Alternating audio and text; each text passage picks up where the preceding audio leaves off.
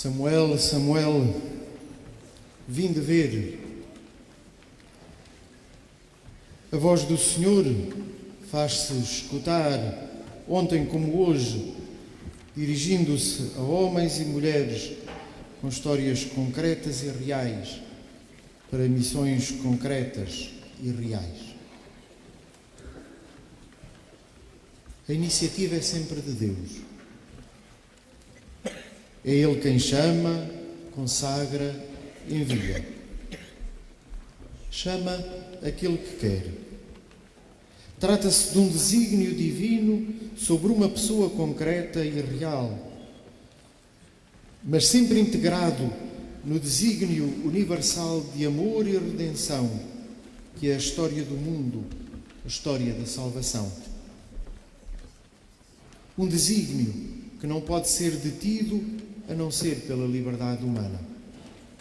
Um desígnio que, por se integrar naquele outro que diz respeito ao mundo inteiro, se encontra já proferido antes da criação. O que permite ao profeta ou ao apóstolo falar de um desígnio desde o seio materno. E por isso, não raras vezes, a sua concepção é também ela envolvida em condições extraordinárias. Deus chama pessoas concretas e reais. Não chama super-homens, não chama gente ideal, não convida gente sem passado, fora do presente ou sem futuro. Chamou Samuel, aquele filho de Elcaná e de Ana, a mulher estéril que derramou o seu coração na presença do Senhor. Chamou aqueles dois homens, João e André, discípulos de João Batista, que escutaram Jesus, que escutaram de Jesus o convite, vinde ver, convite que modificou para sempre as suas vidas. Chama de modos muito diferentes, uma voz que se escuta, um encontro que se tem, um acontecimento que interpela. Deus chama para a missão. Chama porque existe uma humanidade a salvar. Porque existem corações de pedra a transformar em corações de carne. Egoístas que precisam de perceber o valor do outro.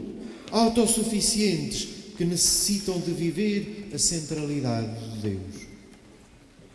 Chama porque existem cegos que necessitam da luz. Porque existe um povo concreto a alimentar com a palavra de Deus e a conduzir para o céu.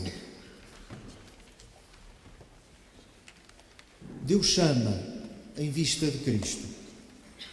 O fim da vocação, qualquer que ela seja, é sempre ajudar a que Cristo dê forma à vida, que Ele dê forma aos pensamentos e aos sentimentos, dos mais secretos àqueles que são publicamente partilhados, que dê forma ao modo de viver das famílias, dos povos, das civilizações.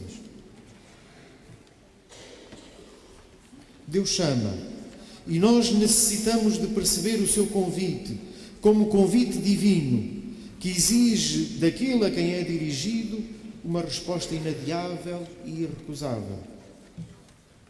Por isso, hoje, mais do que nunca, a humanidade necessita de quem assuma o papel de Eli ou de João Batista. Homens e mulheres que ajudem a perceber se se trata de um sonho ou do fruto da imaginação ou se de verdade é a voz de Deus que acorda, faz erguer, interpela, convida. A humanidade necessita de outros tantos João Batista, capazes de dizer, não sou eu, eis o Cordeiro de Deus. Homens e mulheres que ensinem a responder, que ajudem a perceber como a vida de alguém, quem quer que seja, apenas se resolve de verdade na resposta total, no seguimento do Senhor, na disponibilidade para estar com Ele, em sua casa, quer dizer na igreja, para depois regressar com a capacidade de anunciar, encontrarmos o Messias.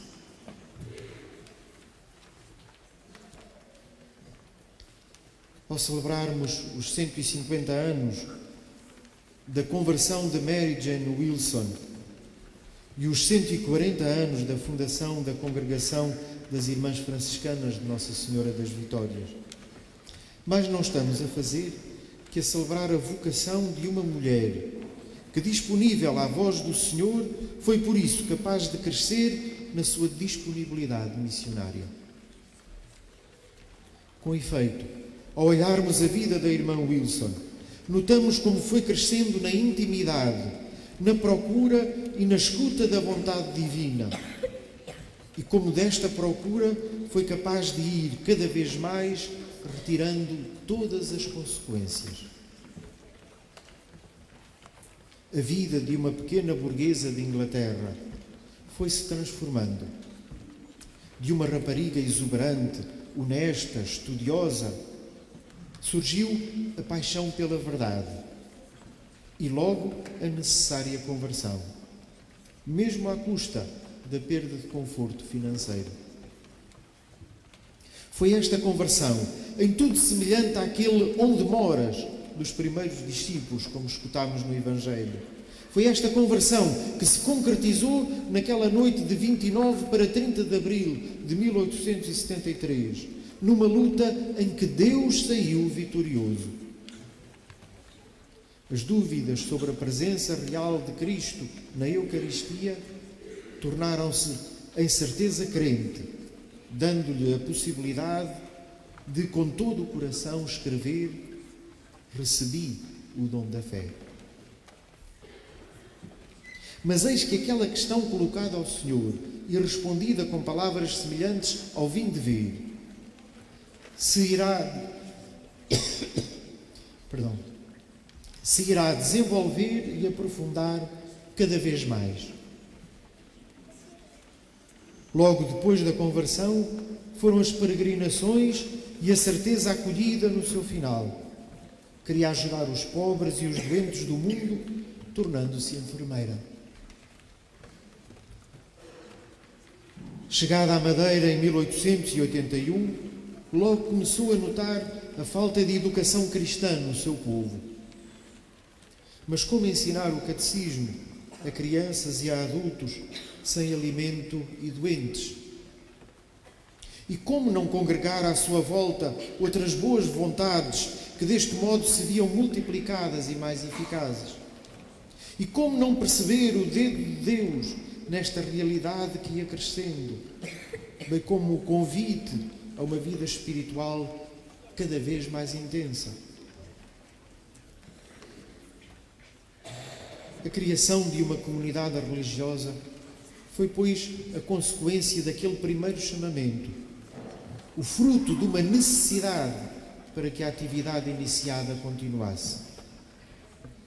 Mas foi também, e sobretudo, o fruto de um continuado apelo divino.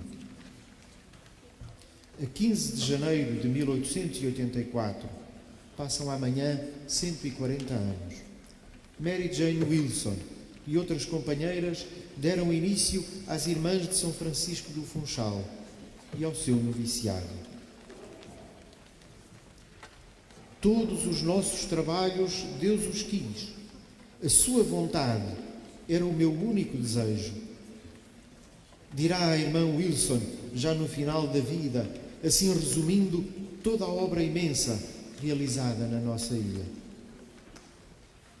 A menina do manto negro e farmácia ambulante, como era inicialmente conhecida, tinha sido transformada, conduzida por uma caridade sem limites, pela frequência da Sagrada Escritura e por um contínuo exame de consciência.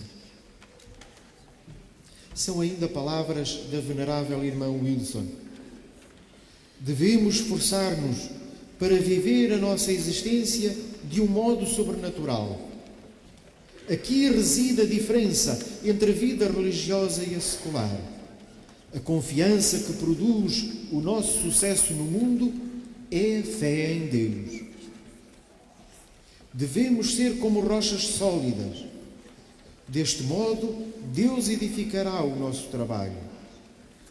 Se não fizermos o trabalho como Deus deseja que seja feito, então será destruído na primeira pequena tempestade. Se formos pedras frágeis, não podemos carregar o peso dos muitos obstáculos da vida. Hoje damos graças a Deus pela intensa vida sobrenatural da irmã Maria de São Francisco Wilson. E damos também graças a Deus por toda a obra realizada entre nós, que modificou o rosto humano da nossa ilha. Pedimos para a congregação das Irmãs Vitorianas, que ela fundou, a fidelidade ao seu carisma e a disponibilidade constante para responder aos apelos do Senhor, que sempre nos chama a segui-lo. E para todos nós, pedimos igualmente a graça de o escutarmos, disponíveis para aprender a vontade divina. Quer dizer, a concretização na vida de cada um daquela atitude que ali ensinou a Samuel. Falai, Senhor, que o vosso servo escuta.